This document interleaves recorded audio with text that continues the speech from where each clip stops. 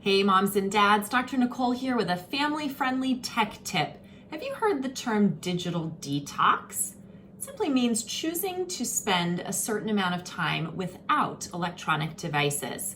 You can do brief periods of digital detox throughout the day, let's say during meal times, or maybe while you're heading home, or during another time of your day. Or you can do an extended detox of an entire day, a week, or even more without using devices.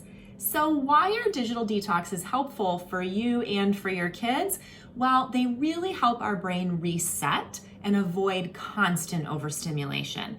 When we are with our devices all the time during the day, our brains get constantly inundated with information and stimulation, and it can really take a toll on our ability to think clearly, our focus and attention, our mood, and even more so for our kids.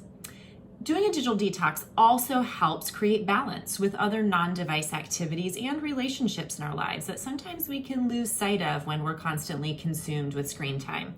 As I mentioned, it helps improve mood, reduces anxiety and stress level, and that's just not my opinion. That's actually been shown time and time again in research studies. And it supports a more active and healthy lifestyle. We tend to be really sedentary when we're using our devices.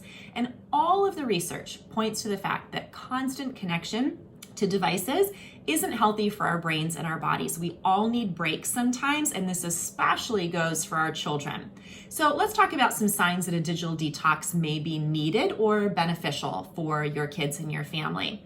If your kids don't know how to occupy their time doing anything but screen time, that's a definite sign that digital detox is necessary.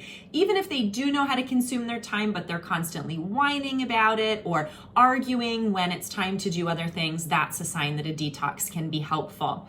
And also if your child's avoiding other activities or saying no to in real life kinds of activities with peers or family members, that's another sign that a detox would probably be beneficial.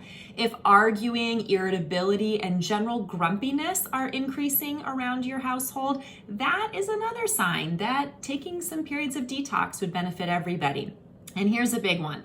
If you're finding that you and your children are constantly engaged in arguments about devices, how to manage them, you're constantly trying to get them off devices, that is a huge red flag that putting in place some specific times for detox will be helpful.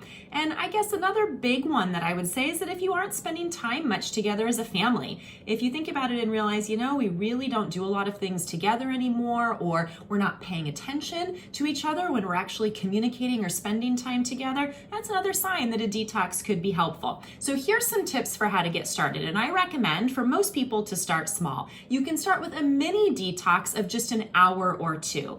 Pick a day, maybe it's on a weekend or another day when you're home with the kids, and do things like play games, go outside, do other activities together that don't involve screens for just an hour or two as a starting point. Then you can work up to choosing one entire day. Some families like to do one day a month where the entire family goes device free and spends that time doing other activities. You can do things together as a family, also do things separately, but the goal is to take an entire day to detox your brain and your body from the effects of constantly being connected to a screen. And if you want to go all in, consider making your next family vacation device free and enjoy a break from devices the entire time. You will find that everybody will be better for it. While it may sound almost impossible right now to think about how to do that, everybody will benefit from that.